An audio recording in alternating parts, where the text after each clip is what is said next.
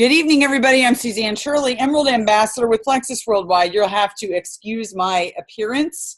I did take a shower last night, but I did not take one this morning. This is a day after travel. I spent all day yesterday in airports. I spent the whole weekend working, it felt like, a lot of work. So today was go run errands, go to physical therapy, and get some things done. And so this is what I wore all day. I love this jacket. We are here today. I'm going to tell you the story behind the jacket. We're here today to discuss Chapter 4 of The Secret Code to Success by Sir Noah St. John. I just added the sir. He's not a sir. But it's a really great book, and I have my own opinions about Chapter 4, just as I know a lot of you do. Some of you are finding it really interesting to do the thing that he calls affirmations. I personally don't get a lot out of that. Open-ended things that aren't specific and are not certain and detailed and structured, for me, it just don't work. And I think I might be right. I might not be right. It doesn't matter, my opinion, but this is just my opinion. Everyone's entitled to their own opinion. But being a teacher and studying the way that people think and the way people learn, there's two types of thinkers. There are analytical thinkers, which are linear, structured. They go with lists. They're very happy with lists, and they go in order. Everything has to fit together, piece together. And that's just the way that they think, whether they're mathematically inclined or linguistically inclined. It doesn't matter. Being an analytical thinker doesn't mean mathematical. It means structured, linear lists, all that stuff that I told you about. Global thinkers are ones that tell stories, and they think outside the box, and they don't like to be set into certain patterns. They really don't like patterns. They like change. They like to change things up. They enjoy a new way of doing something. They want to make they want to come up with a new idea. A lot of people that are global thinkers have novel ideas a lot. They're very, very, very creative. I'm creative within a linear structured mindset, but global thinkers are creative outside of that. And I think that is awe-inspiring. The people that I know that are like that are incredible. So my take on Chapter 4, and yes, I will tell you about my jacket here in a second, but my take on Chapter 4 is that the affirmations that Noah St. John comes up with, that he's talking about, is really something that will work for global thinkers. Now, if you don't call yourself a global thinker and you think that you're pretty analytical and you're still inspired to use affirmations, then you go right ahead. I mean, I'm telling you something. If this works for you, then use it by all means. This is a tool. Guys, every single idea that's suggested in the book is a tool for you. And if it doesn't work, and like me, I feel like affirmations, AFFIRM, affirmations, the traditional sense of coming up with a structured series of topographically aligned, very detailed set of sentences and scripting to help you to reprogram the brain, that works for me. Now, if you're not doing what I just described and you're using the weakest type of affirmations with an I, affirm, AFFIRM, and you're just going around saying things like, for example, I am wealthy, I am healthy, I am a winner, I am this, I am that. Those are very limited, not detailed, not specific. There's no scripting that's analyzed around those. They're not enough. There's not enough information there to reprogram the brain. And that's what I'm trying to get across. So I think a lot of people stick to very weak affirmations, like I am a child of God. Great. We know you're a child of God. Okay. So therefore what? Therefore, I live a life of abundance, and I think positive thoughts with every breath that I take. I am grateful. I wake up see what I'm doing? I'm making lots and lots of specific scripting. I add context. I add value to this idea of being a child of God. I'm not just leaving it with I'm a child of God. And I think that people in their affirmations make very weak ones. And in doing so, they limit themselves and limit the capabilities of being able to reprogram the brain. So I'm explaining my opinion and the difference of why, just the why. It's just an opinion. Like I said, you can have your own opinion, and if you disagree with me, you're going to have plenty of chance to talk about it at the end. So now let me tell you about my jacket. Okay, so I went to corporate this last week. I was in Phoenix, and really great story. I flew in to do a meeting for a couple that are on my team and their team in Phoenix. And so as soon as I got off the plane, we went over to corporate because one of them wanted to pick up some product.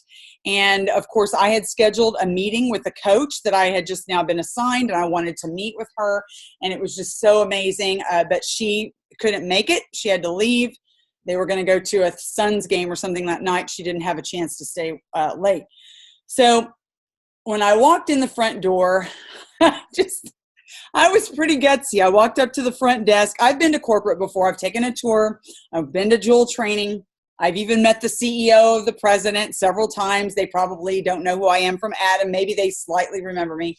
I don't know. But anyway, so I went up to the front desk and I said, hey, I'm Suzanne Shirley. I'm an Emerald. I'm wondering if either Alec or Tarl are available just to come down and say hi for 5 minutes. I don't want to bug them. If they're in the middle of a meeting or something important, please don't interrupt their day. I don't want that to happen. And she said, okay, now Tarl I know is not, he's doing some things this afternoon, so I'm going to check, but I don't think he's around. But maybe we can get Alec to come down. I was like, okay, great. So she's like, give me your number, etc. And I gave her the information. And I went on into the Plexus store where they have all the goodies. And I went in there and started looking around, and I had eyeballed this jacket online and thought, women with clothes, we want to try it on. We don't want to just buy it. So half the time it doesn't fit. Doesn't matter what size it is. So we're standing there talking. As soon as I turn around, there's Alec comes walking in the door. And I get to chat with them, and I'm so overwhelmed with there's Alec Clark that I forget to ask to take a picture. I just wanted to talk to him, and he asked me how I was doing. It was about 5 minutes. That's about it. Then he turns around and leaves, and we start looking around the place, thinking about some things we want to get, etc. And then lo and behold, Tarl walks in the front in that same door. And I was like, oh my gosh, I get to see both of them in the same moment. So he comes walking in and says something to the guys or whatever behind the desk. And then I said, well, hey, I know you're busy, but I just wanted to chat. And I introduced myself. He's like, oh, I remember you. And I said, yeah, I gave my testimony just a couple of nights ago in Oklahoma City when you were in Oklahoma City. Remember that? And he's like, oh, I do. I totally do. He's like, that was an incredible testimony and blah, blah, blah. And we stood there, and then I remembered to take a picture. We went over and took a picture. Okay, so here's where it gets good. You think that's the good part, right? So then after he leaves, the girl that heads up the Plexus store, okay, she comes out with this armload of stuff, okay? And she lays it out on the counter. She's like, this is for you. And I said, what? What? No way. She's like, yeah, this is for you. Like all of these things that they're going to give away for the next convention, like this summer, like stuff that's not for sale yet. And she's like, this is all yours. I can do this. I said, you got to be kidding me. You got to be kidding me. No way. She's like, yes way. It's all yours. Now I did buy the jacket. Okay. But it's just incredible. I was like, this is for my team. She's like, exactly. It's for your team. I was like, oh my gosh. And I went and hugged her. And I'm just like, you got to be kidding me. I mean, guys, $25 bracelets. She gave me 10 or 15 of them. She gave me these makeup bag things, multifaceted makeup bag things, and lots of t-shirts. And I just couldn't believe it. I couldn't believe it. I was just blown away. And so anyway, I just had to tell you that our company is so awesome. I don't think that they comp just any Emerald that walks in there or Jewel or whatever, but for some reason she just did. They're just so generous. Our company is so amazing. I got to walk in the front door of a network marketing company and meet the CEO and the president within the first 10 minutes. by name, asking if I could meet them. I want you to know they don't know me. I'm serious. They have to remind themselves, who is this? Okay. We have over 700 and something jewels now. It's hard to remember them all. And that's them. That's what they do. It's absolutely incredible. Now let me let my dog out and we're going to start the chapter. Hang on. Come on, Kimo. Come in the house. Come on. Right here.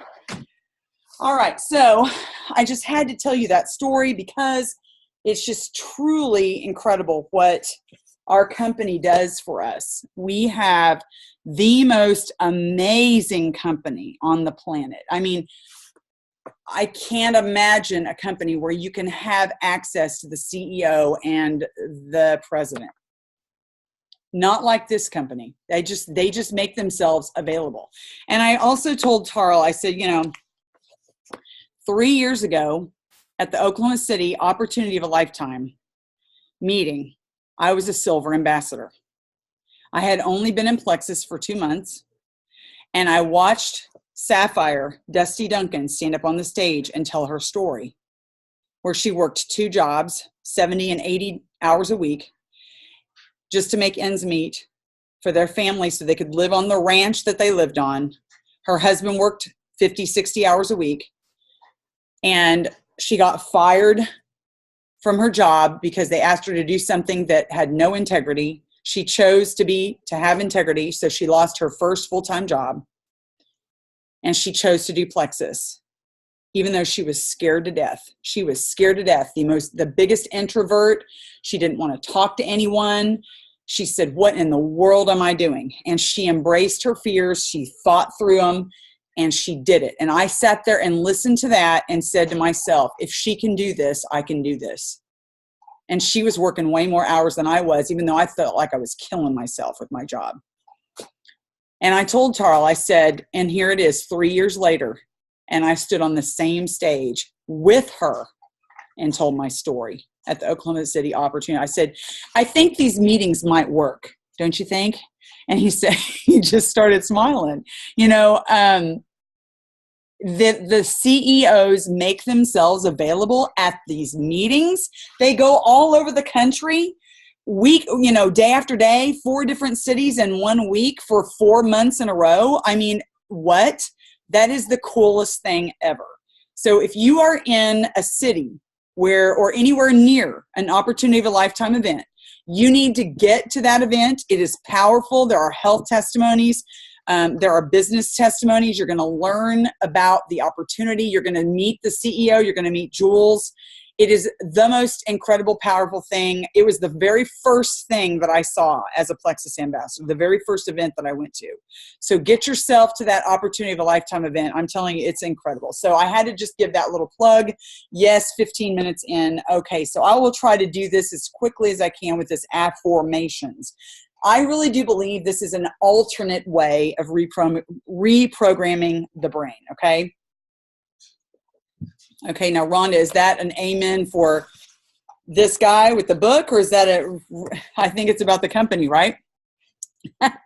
Thank you. We've got so many people on tonight. Welcome, welcome. I'm so glad to see all of you guys on. Affirmations, I said at the very beginning, this is a made-up word. I wrote that out into the margin, okay? It's a made-up word. Noah St. John made up the word affirmations. He explains it later. It's okay. He's a self-help guru.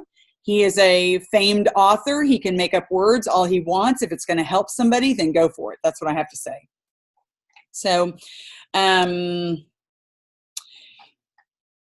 Niels Bohr, which is a Nobel Prize winning physicist, says, every sentence I utter must be understood not as an affirmation, but as a question. Now, that is a scientist. That guy who's a physicist is a scientist, and he is saying that every sentence that comes out of his mouth must be understood as a question. And I like that idea. That is one scientific so-called reason to back this made-up word, okay?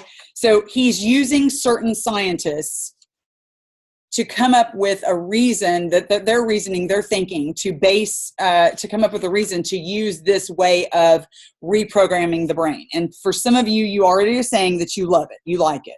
And if it works for you, then I think it's great. So as I said, I'm just going to try to teach it as if I believe in it. All right. As you know, an affirmation is a statement of something that you want to be true in your life. So examples of traditional affirmations are, I'm happy, healthy, and wealthy. I am good enough. I am rich. Okay. But I would say, as a side note, that those are very weak. Okay. I think I explained that before. These are weak affirmations because they need to be scripted. They need to be detailed and specific. If you can't just say, I am happy, I am healthy, I am wealthy. You've got to talk about that happiness. What do you do to decide to be happy every day? How is it that you formulate your day so that your thoughts are happy? What is it you're doing that makes you happy? How do you choose to be happy? Because happiness is a choice. You can't just say, I am happy. It's a weak affirmation. Same thing with I'm good enough. You need some scripting and context around that, okay? So I think I just wanted to make that point again. And he says, I'd been writing and saying these sorts of affirmations for years, okay? But for some reason, my life still sucked. He said that wasn't good enough for him. So he had this epiphany in the shower where he began starting to ask himself questions about the nature of life. How come my life sucks? How come I still don't feel good about myself? There must be a better way to get me to believe something good about myself, but what is it? And then he realized that the human brain is always asking and searching for answers to questions. And that is true. The brain is always searching for answers to questions. I realized that the thought itself is the process of asking and searching for the answers to questions. So here's the premise behind Noah St. John's affirmations with an O, okay?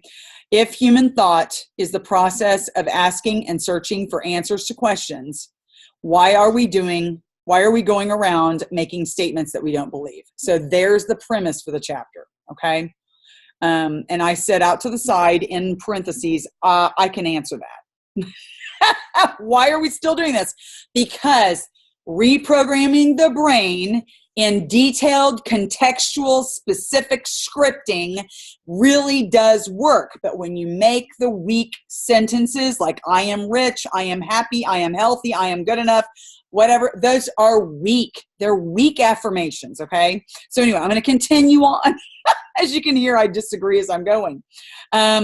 So he says, I couldn't think of a good answer to that question.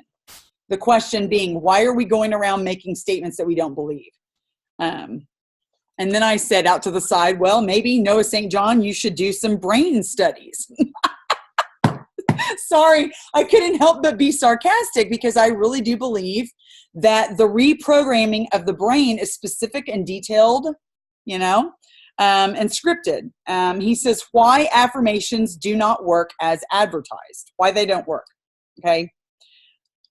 According to him, by the way, he says, all right, let's try it. Say to yourself, I am rich. Now try it again. I am rich. Did you hear what just happened in your mind? A voice that said something like, yeah, right.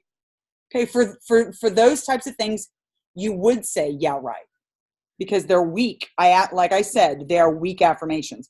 Do you honestly believe your own affirmations or do you doubt them? Okay, and brain studies show, if you do brain studies, which I'm not a scientist, but I've read books about it, that the function of the brain is subconscious reprogramming. Okay. And when you do the reprogramming of the brain, which is basically reprogramming the subconscious thought, it doesn't matter if you believe what you're saying to yourself. Your brain doesn't have to believe the words that you are saying. That it will take whatever you're telling it and will take it on as truth. Whether you believe it to be truth or not, it doesn't matter. The brain will listen to it and take it on. That's why many other authors report that you can be doing something or listening to something else or saying something while your affirmations are playing in the background, because it's reprogramming the subconscious. So in other words, you don't have to consciously be thinking about everything that's being said. So he says traditional success teachers, most of them, are unconscious at allowing themselves to succeed. In other words, they're naturally successful. They're these 3%ers, okay? Realizing that you may not believe your affirmations. So they told you with good intentions to repeat your affirmations 1,000 or 1,000,000 times, cajillion times, till you eventually believe them. All right. It's kind of what I just said, right? But why? Why didn't affirmations work for most of us? His premise is you were given the wrong tool for the job. You were told that you could change your mind using statements when your mind responds naturally to questions. So it's so much easier to overcome them using questions. Okay. And my statement out into the side comments were, how do you really know that? Some minds, I would say some minds, for some thinking individuals, it is easier to overcome these statements by using questions. Okay. I'm not going to say all of us, but some of us. But according to him, it's everybody. Now, we typically fear, try to avoid, ignore, or get away from the problem. But really, a problem is simply a question that has not been answered yet. And I agree with that completely. A problem is simply a question that has not been answered yet. So he says, rather than making a statement that you don't believe, why don't you just ask a question that can transform your life? Okay, so for example, for global warming, you would say, how can we stop destroying the earth and still live the lives that we want? For poverty, you could say, how can we equally distribute the wealth of the world so that the people don't have to go without the basic necessities of life? Ask questions, okay? Lack of organization, for example. Why can't I find what I'm looking for? That's negative. Have you noticed that? Why can't I do something?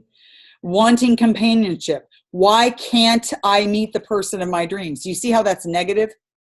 That's not a good question to ask, because that's asking, you're going to answer that with a negative thought. Okay. So if you want to change any of these, you could use the traditional affirmation method, saying, I am a success, I am organized, I am good enough. Again, those are weak. They're not scripted. They're not contextualized. They're not specific. Okay,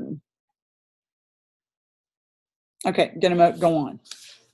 Brain studies do suggest that to give a detailed, specific reprogramming is the way to rewrite those old programs of the brain.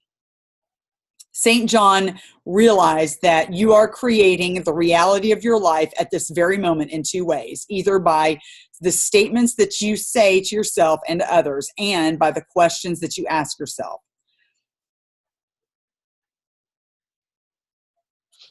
I could read a whole bunch of stuff right now. I'm just going to keep skimming.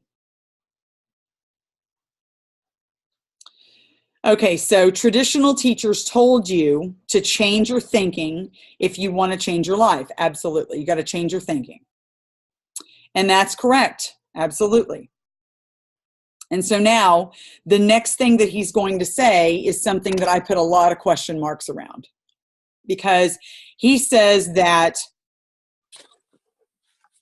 asking questions happens all over the Bible.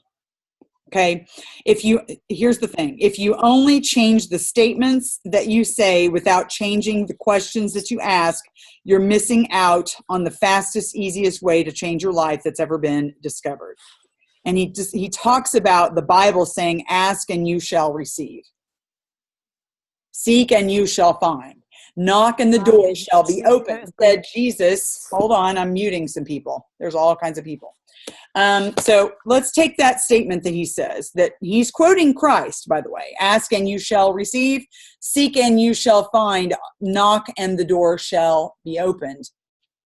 But I really do believe that when you take that scripture out of the Bible and you put it in this book and you say all you have to do is start asking yourself questions and you're going to find all the answers, I think that that's taking this out of context, because Christ himself in that scripture is talking directly to the disciples.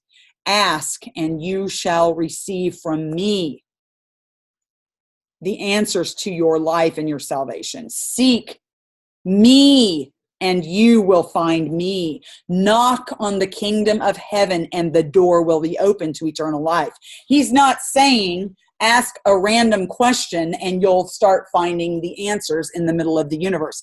It's so specific, that scripture in the Bible, and to take it flat out, and that's what a lot of people like to do. They like to take a scripture out of the Bible and pluck it into a book and say, here's proof if the Bible does it. I'm sorry, guys. I'm such a skeptic on this crapola. Help me, God. I just don't. It's hard for me to just take it hook, line, and sinker. Okay. But if asking yourself questions makes you think more and makes you feel positive and makes you come up with answers, like I said, then do it. Then do it. Okay. St. John now tells stories to show and prove his theory and how it works. Okay. And that's great because there's plenty of stories out there that are going to really, really back up this theory that asking yourself questions is going to change everything for your thinking. So he tells a story about a 13-year-old girl cured her compulsive worrying, that she couldn't sleep. She never got the sleep she needed. She was always worrying about random things that were really something that was beyond her control. And she just was literally falling apart. Okay. And she started basically asking herself questions. So, the mom and the dad say now she's a completely different kid, starting using these affirmations. It was like a miraculous thing, okay? And that most likely happened, okay? So I'm not going to sit here and not believe what he says happened with this friend of his or these people that he's talked to. Okay, I'm going to skip my next compulsive doubt on the next paragraph. I'm just not going to comment on it. Okay, empowering versus disempowering questions. So remember the questions that I just asked just a few moments ago about global warming, how can we stop destroying the earth and still live the lives we want? Poverty, how can we equally distribute the wealth of the world so that people don't have to go without the basic necessities of life? Okay, those are legitimate questions to come up with answers that you might be able to come up with. But notice that a couple of the questions were negative, like this one right here. Why can't I find what I'm looking for based on the topic of organization? Or why can't I meet the person of my dreams, meaning that you want companionship? Okay, and so all of those last two are negative and they are disempowering. So you want to make sure that you're making empowering questions if you're going to do this. You want to make sure. So, why am I so afraid? Why doesn't anyone love me? How come I never can get the breaks that other people get? Those are all disempowering. Okay, why don't I have enough money? How come I'm so lonely? Why am I such a loser? Why can't I do anything right? Disempowering. Disempowering. You've got to make empowering questions. And so if you cannot actively have the skill of coming up with empowering questions, this will not work for you. You've got to be able to write empowering questions to ask your brain. Because if you're asking it something negative, you're going to come up with something negative as the answer. It's just a natural pattern of thinking. Your thinking before this was all negative about yourself. So what's to say that asking yourself a negative question, you're not going to come up with a negative answer? You are going to, okay? Okay, so the 5 most disempowering questions that you hear in your head. Did you do that? Raise your hand if you did that. I did it. I'm going to share mine with you. Why am I so fat? Why am I so lazy? Why do I eat too much? Why do I worry so much? Why do I spend so much money? Why can't I get a hold of my finances? Those are my 5 or 6. I actually wrote 6. Now, his point is empowering questions cause your mind to focus on what you have versus what you lack. So now you're not focusing on what you don't have. You're going to focus on what you have. You've got to make questions that focus on what you've got. Okay? Empowering questions, therefore, lead directly to the answers that tell the truth about who you really are. Now, here's what I did. I took those 5 or 6 very, very disempowering questions and I turned them around into statements. Here they are. You ready? Now, I reworded them. Number 1, instead of, why am I so fat? Okay, here's the empowering one. Why do I love my body just as it is? See how I changed everything? I changed the whole question. Okay, instead of why am I so lazy? Here's what I said. Why do I always get things done? You could even add, in a timely manner. Number 3, why do I eat too much? Okay, here's what I wrote. Why do I always eat only what my body needs? Number 4, why do I worry so much? Change it around. Why do I believe that the details will work themselves out? Here's another one. Same topic. Why do I not stress over what I cannot control? Last one. Instead of, why do I spend so much money and why can't I get a hold of my finances, I said, why do I always control my spending and exercise financial self-control? Okay. And it says on the next question, on the next statement, did you notice something shift in your mind? And I have to be honest. I said, nope, not one bit. But if all of you feel that this helps you, then please be my guest and use this practice, okay? And please don't think that in my analysis of this, being a teacher, I love to learn, I love to take things apart, I'm analytical, and it doesn't make sense to me. But if it makes sense to you, then use it, because we want you to get the help that you need. The purpose of affirmations is to change your disempowering questions to empowering ones. Okay? By doing so, you're going to gain conscious control of the thought seeds that you're planting into your mind, and which will, through the law of attraction, change your life.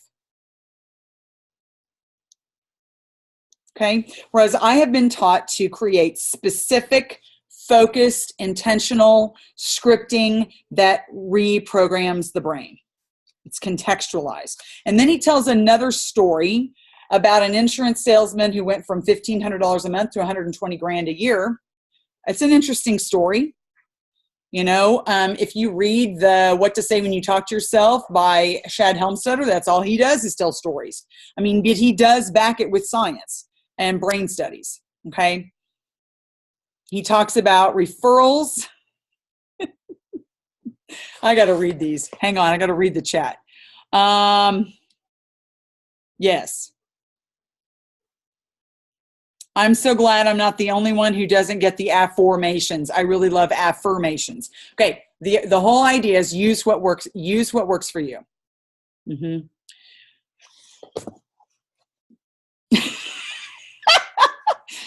Oh my gosh. I like this one. If he can make up new words, so can you, Suzanne.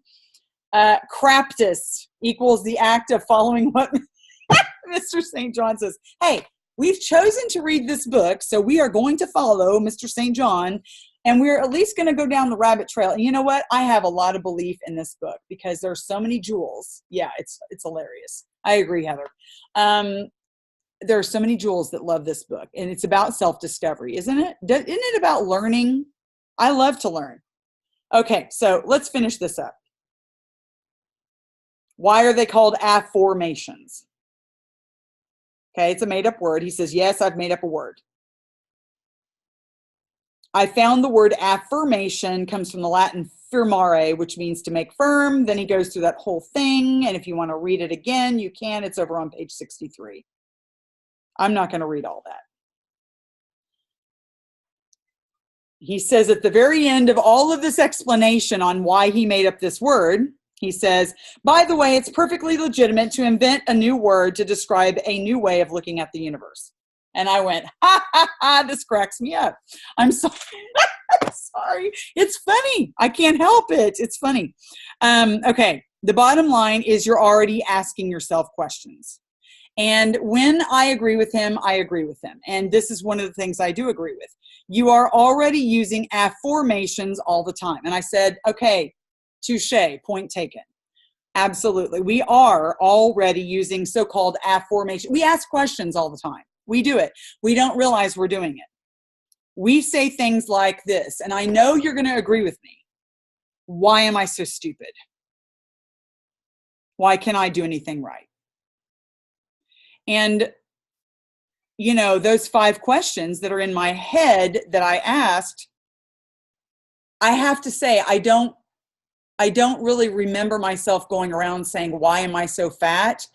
What I do remember my brain saying is, I am so fat. I don't remember myself always asking a question, but I realize that in my mind, it's a statement. It's really a statement in my mind. But for you, it might be a question. But for a lot of people, we ask ourselves these negative questions. Okay, then he tells another story. For some people, asking open-ended questions works better for them. Perhaps it's the global thinkers. Okay, and that's what I put out into the comments here. Okay. He says, but for some people, affirmation simply did not enable them to overcome their subconscious negative beliefs.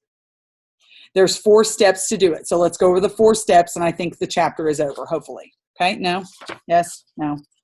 Oh, God, help me. Okay, number 1, step 1, ask yourself what you want. Very important. I want to be happy, healthy, and wealthy. That's an example. Now we got to go to the breakthrough step. Number 2, form a question that assumes that what you want is already true. Okay, now this is the key to creating your affirmations that can change your life. You've got to assume that what you want is already true. So again, you're telling yourself something that's not true. Why is it not essentially an affirmation? Okay, in the example above, what you want is to be happy, healthy, and wealthy, right? Well, in this step, you're going to ask yourself, why is this already so? Okay. He says, do not ask yourself negative questions because you're going to get negative answers like we talked about. You want to make sure that you reverse the curse. Okay? So instead of saying, why am I so unhappy? You say, why am I so happy?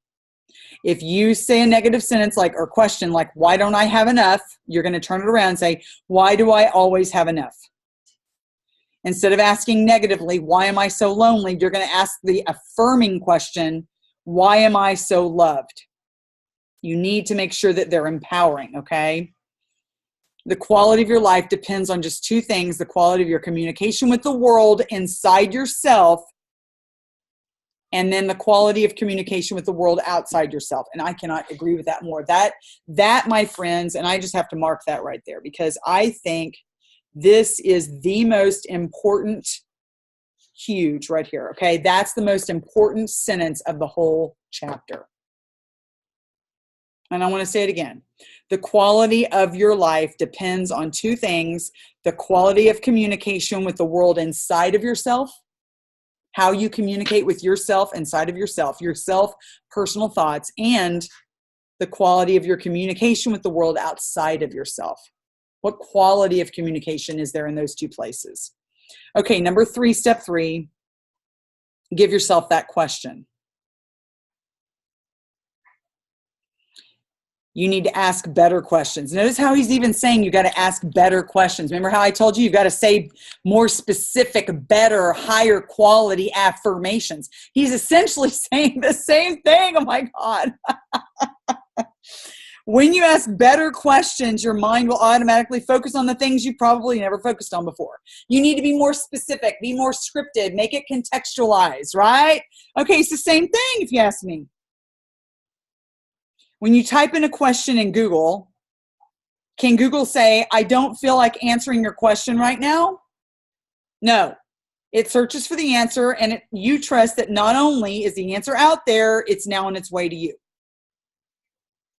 It's the same thing with affor with an O, affirmations. You don't need to know, for example, why you are rich. You do, however, need to ask why you are rich. Why? Because asking that kind of empowering question automatically focuses your mind on what you have versus what you lack. Focus on what you have versus what you lack.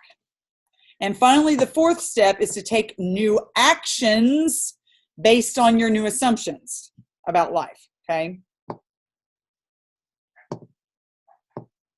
For instance, if you assume that life is for you, you will naturally take actions based on that belief, like this quote, things will work out for the best, and your results will naturally follow. If you assume that life is against you, however, then your actions will be hesitant based on fear, why bother, and then your results will naturally follow. So interesting is this right here. Listen, the affirmations method makes conscious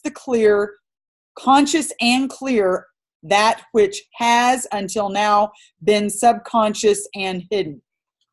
I'm sorry, but I'm starting to like go mentally around in circles. I'm trying to explain this as if I believe in it. It's really hard for me, okay? So please forgive me.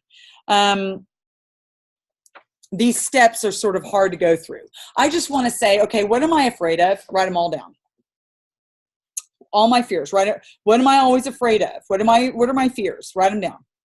What are the negative thoughts that go through my mind? Write all those down. Okay. What is it somebody told me that I've taken on as a limited belief? That I'm fat, that I'm ugly, that I'm not a good public speaker, that I'm never going to be able to XYZ. Okay, write those things down. And then I want to turn them all around to make positive affirmations with an I, and I want to come up with some scripting about them and start saying them so that I can reformulate my thoughts to think powerfully about myself and not believe those lies anymore. That's what affirmations do for you. This 4-step thing is hard for me to get. Maybe some brilliant genius after the end of this can go out here and explain it when I'm done. I will give you the floor. Okay, his reason for affirmations is this. It's not to find the so-called answer to your questions. The point is to change what your mind automatically focuses on. Okay? And then we're done. Talks about how to use the rest of the book. The rest of the book describes the 10 top most powerful affirmations. And this is basically the title of each chapter is, I guess, what he's calling the 10 top most powerful affirmations that he's used to teach his students. Now, but they're all going to be calculated in categories that we are going to really, really understand and be able to. I just really do believe this book is going to be helpful. I'm not so sure I'm into this chapter. Now, what I'm going to do is I'm going to open up the floor here in a second. I'm going to read some of these things right here. Okay, another one said, I'm not sure I love this book either. John Maxwell doesn't need to make up words. Reading Winning with People, meaning I loved it when I read the book, Winning with People. Another one says, to me, it seems like the questions you would ask yourself to get the stronger affirmations, like that the affirmations is a way to get to the better affirmations. Like if you say, why can't I be happy? Why am I happy with life instead? I'm happy with my life because I have exactly what I need and people that care about me. That's what I'm getting. That's what I'm getting it from anyways. Okay, gotcha. Maybe when Noah St. John was in college, he never reformulated his affirmations to make them totally for him. Good. Michelle, you loved the book. Yay! Awesome sauce. Go for it. Power on. Woo, woo. Okay, we will support you in that. We do not look down on people that love that chapter, okay? I've already loved the book so far. This chapter I had some issues with it, okay? But I love that you guys, those of you who love the book, yay. Awesome sauce. Okay, I'm going to go to the gallery By the way, we're getting ready to have a discussion. So if you did not join us live, you won't be a part of it. So I want my people to feel like they can say what they want and not be recorded. So enjoy the replay, and we'll catch you next week. If you want to be part of the Q&A, you got to join us live. Love y'all. Mwah. Peace out.